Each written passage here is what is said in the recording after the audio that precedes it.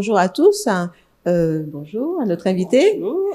Alors, l'équipe de l'Horizon était présente pour vous sur un séminaire organisé par le ministère de la Femme de l'Église adventiste du 7e jour de la Guadeloupe. Et au cours de ce week-end, nous avons eu la joie de recevoir notre invité, ici assise avec moi, qui a eu à présenter quelque chose de spécial pour les femmes. On va d'abord lui demander qui elle est. Peux-tu te présenter?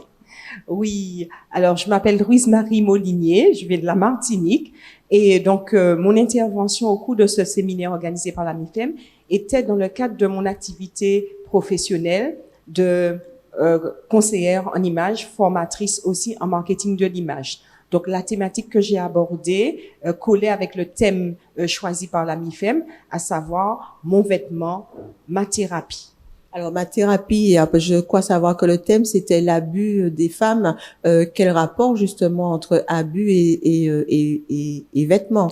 Alors, il faut savoir que pendant ce séminaire, nous étions 3 intervenantes avec 3 disciplines complètement différentes, parce que nous avions une femme pasteur et nous avions aussi une psychologue.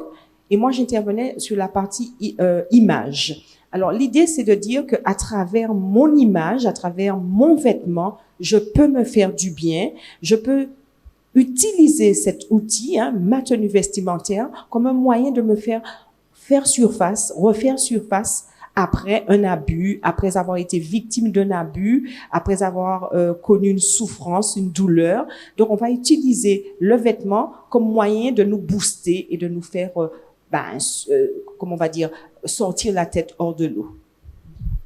Mais est-ce qu'elles arrivent tout de suite à intégrer cette notion d'image alors qu'elles sont en pleine souffrance? C'est bien pour cela que nous étions accompagnés. Je n'étais pas seule sur ce séminaire.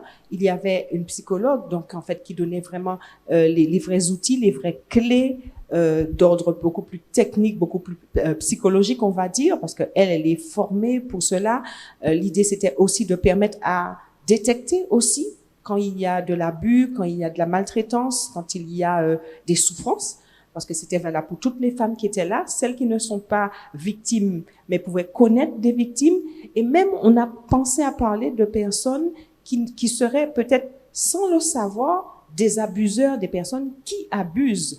Donc, l'idée, c'était d'offrir toute une panoplie d'outils, dans ce court laps de temps, bien entendu, avec des outils. Moi, je suis consciente que le vêtement, ce n'est pas tout. Ce n'est qu'un outil dans une grande boîte à outils qu'on a tenté d'ouvrir pendant ce week-end. Alors, effectivement, c'était en rapport avec l'abus de toute personne, mais des femmes en particulier, parce que ce sont elles les plus abusées dans l'histoire. Maintenant, dans l'Assemblée, parce que tu es une conseillère en images, est-ce que tu as pu déceler des erreurs de présentation en matière de vêtements? Alors, les femmes sont venues directement me voir, en fait. Je me suis pas amusée à les scruter. Oui, parce que je les mettrais mal à l'aise et puis c'est pas mon objectif non plus. Souvent, on pense que, hop, il y a une conseillère en image, elle va immédiatement me regarder, m'observer. Non, je fais pas que ça quand même.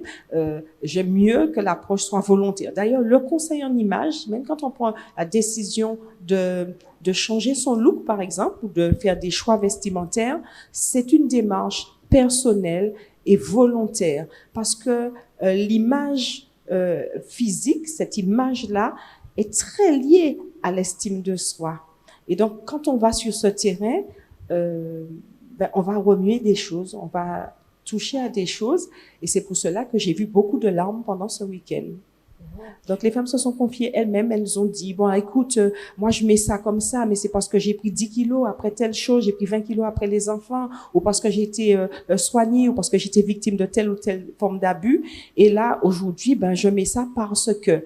Donc, du coup, à partir de cela, j'ai matière à commencer à réorienter sans rentrer dans des domaines qui ne sont pas de mes compétences. D'accord. Mais alors, l'image pour soi, personnellement, le vêtement pour soi, ce que on va représenter en tant qu'individu pour soi-même et la thérapie pour soi-même. Mais toi qui es la professionnelle, est-ce que cette image ne renvoie pas certaines choses auprès des autres? C'est bien. C'était d'ailleurs l'introduction de mes propos, des différentes interventions que j'ai eues, c'est de dire notre image a une grande importance. Même si on semble ne pas s'en occuper, elle a une grande importance.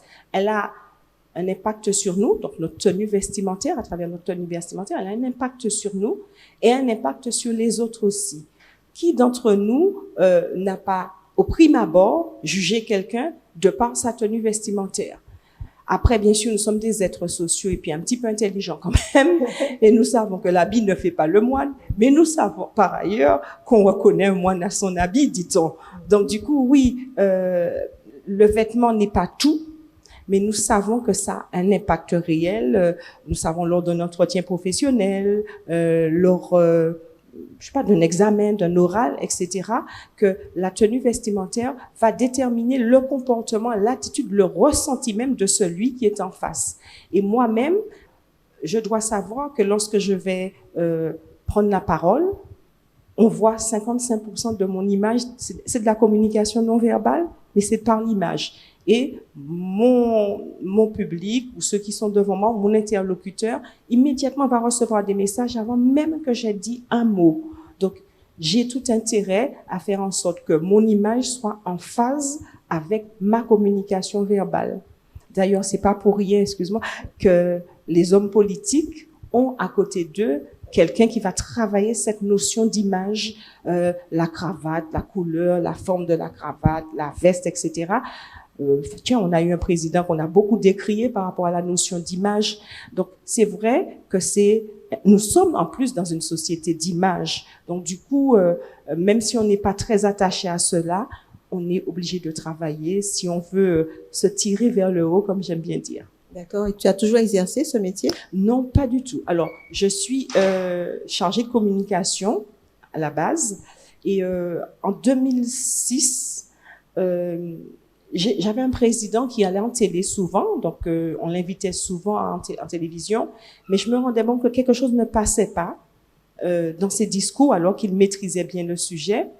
Donc, je me suis dit, il y a un problème et j'ai cherché et j'ai découvert ce métier de conseiller en image. J'étais partie juste pour donner quelques conseils à mon président et puis après, chemin faisant, j'ai été très sollicitée, demandée. Je crois que j'étais probablement l'une des premières adventistes de l'époque à exercer le métier. Et finalement, de fil en aiguille, j'en ai fait un métier. Je l'ai fait à mon compte pendant une dizaine d'années. J'ai toujours gardé l'aspect communication. Et puis, ces derniers temps, je suis revenue au salariat, mais je suis formatrice maintenant en marketing de l'image. La plus belle expérience dans le métier, en fait, la plus belle réussite auprès d'un client? Alors là, je l'ai raconté à la responsable des MIFEM dans le véhicule quand nous revenions de l'aéroport. C'est lors d'une veillée mortuaire, une jeune femme ne cessait de me regarder et je me demandais pourquoi elle me regarde, pourquoi elle me regarde. Ça me gênait parce que chaque fois que je tournais la tête, je savais que j'avais son regard dans le dos. Au bout d'un moment, j'ai dit, bon, je vais être courageuse, je vais l'aborder. Et je lui ai demandé, on se connaît? Et elle m'a dit, non, je vous connais, mais vous ne me connaissez pas. Donc, ça a piqué ma curiosité. Elle m'a dit, je prie beaucoup pour vous. Alors là, et elle m'a sorti tout de go, vous m'avez sauvé la vie. Alors là, évidemment, sauver la vie, comment, quand? Je sais pas, je la connais pas. Et en fait, elle me dit qu'elle assiste à un séminaire. Elle était dans la salle. Elle a tout entendu de ce que j'ai dit. Elle a pris des notes. Et elle a appliqué. Donc, elle est allée, elle a choisi ses vêtements en fonction de sa morphologie. Elle est allée chez le coiffeur. Elle s'est pris une nouvelle coupe. Pourquoi elle l'a fait? Parce que à son travail, à ce moment-là, elle vivait un moment très difficile. Elle était mise au placard. Je trouve que les professionnels savent ce que c'est. Quand on est mis au placard, on vous donne aucune responsabilité, vous ne faites rien, vous n'existez pas. Et en fait, petit à petit, ça vous pousse à la dépression. Et en fait, elle était à ce stade-là et elle a décidé d'appliquer ça. Elle va travailler selon sa morphologie, une nouvelle coupe et tout. Et elle m'a dit que à partir de ce moment-là, elle a réexisté, si on peut dire ça, à son travail. On a commencé à la solliciter, l'envoyer à des congrès, à des séminaires. Et c'était une nouvelle naissance pour elle.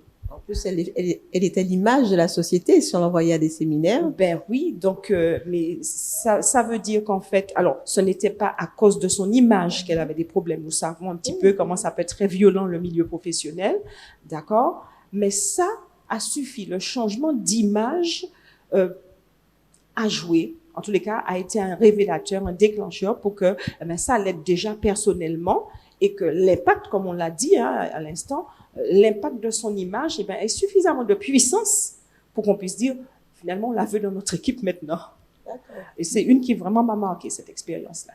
Mais du coup, est-ce important pour le chrétien d'avoir cette image, d'avoir ce regard sur l'image?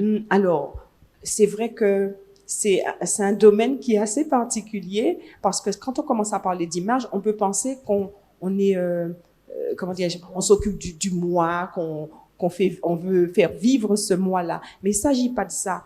Moi, chaque fois que je vais aborder la notion d'image, notamment en milieu chrétien, je vais prendre l'image sur l'angle du chrétien. Christ aime les belles choses. La Bible est claire dessus. Dieu est clair dessus. Les détails, le souci des détails, quand on voit le vêtement du souverain sacrificateur, Dieu va donner tous les détails, au centimètre près, comment doit être la robe, le vêtement du souverain sacrificateur. Donc, Dieu est déjà le plus grand styliste, c'est le premier qui va créer un vêtement. Maintenant, nous avons des valeurs et il y a la mode en face. L'idée, c'est de savoir quelle ligne nous ne devons pas franchir. Et c'est ça notre problème, c'est que souvent, nous oublions que nous sommes des chrétiennes, nous oublions que nous avons une image, et c'est valable autant pour les hommes que pour les femmes. La mode a un tel impact, les médias ont une telle puissance qu'on finit par se laisser happer et on suit la mode. Mais un chrétien, une chrétienne doit savoir quelles sont ses valeurs et quel type de valeurs transmet le monde, en fait, et faire des choix, tout simplement. Donc, quand je suis au cours d'un séminaire et je parle de vêtements, je prends des textes d'Esprit de prophétie. Ce roi dit que Dieu n'a rien contre la mode. Par contre, de l'orgueil de la vie, oui. Je dis souvent, si vous prenez dans la moitié de votre dîme pour vous acheter un sac à main ou acheter une robe, vous avez du tout faux. Et puis, l'autre chose aussi, c'est que si je ne vais pas au pied de Christ pour une conversion de l'intérieur, si Christ ne me travaille pas de l'intérieur, même si je travaille à l'extérieur, ça sert à rien du tout. Alors, que diriez-vous en fait à nos auditrices? Alors, soignez votre image. Soignez votre image parce qu'elle dit du bien de vous. Et j'aimerais bien cette citation de Sir White où elle dit qu'un chrétien qui manque de goût, qui est négligent dans sa tenue vestimentaire, fait du tort à l'évangile. Elle le dit très clairement. Le manque de soin dans sa tenue vestimentaire, la négligence vestimentaire nuit à la vérité. Et ça, c'est Ellen White qui dit, je n'ai pas la référence, mais on peut le trouver dans Message à la jeunesse. On est bien d'accord que négligence ne veut pas dire simplicité. Absolument, pas forcément. Non, absolument. Là, au contraire, ce que nous recherchons, c'est la simplicité. Quand on a compris quelques codes en termes vestimentaires, c'est la simplicité. Marie-Louise Moulinier, merci beaucoup pour ton intervention. Je te souhaite un bon ministère parce que j'imagine que ta confession de foi agit beaucoup dans l'exercice de ton métier et puisse Dieu continuer à t'utiliser parce que je pense que nous avons été grand nombre à entendre, à écouter et surtout à vouloir mettre en pratique. Moi, la première. Donc, merci beaucoup pour cet enseignement. Mais ça fait un grand plaisir. C'est toujours un plaisir pour moi de partager. On te réinvitera. À bientôt. Très bien. Merci. À bientôt. Au plaisir.